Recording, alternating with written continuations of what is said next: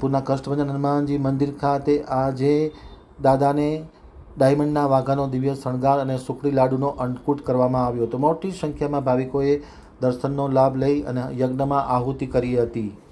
Salangpur આમતક news બ્યુરોમાંથી ચિંતન વાગડિયાનો એક વિસ્તૃત અહેવાલ.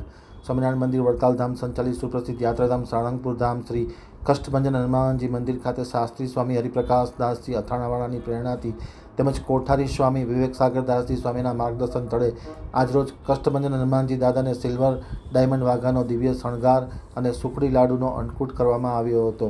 શણગાર આરતી પૂજ્ય 108 લાલજી સૌરભ પ્રસાદ દાસજી મહારાજ દ્વારા કરવામાં આવી હતી. અનેક હરિભક્તોએ દર્શનનો લાભ લીધો હતો. મંદિરની યજ્ઞશાળામાં મારુતિ યજ્ઞનું આયોજન કરવામાં આવ્યું છે, તેનો પણ મોટી સંખ્યામાં લોકોએ લાભ લીધો હતો.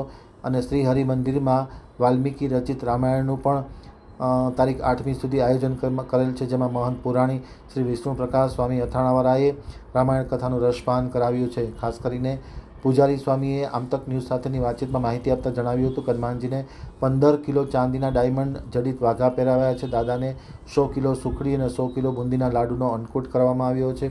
અને આજે ચાંદીના 1,08,000 પ્લસ હીરા જડિત વાઘા પહેરાવવામાં આવ્યા છે અને વજન તેમનું 15 કિલો છે.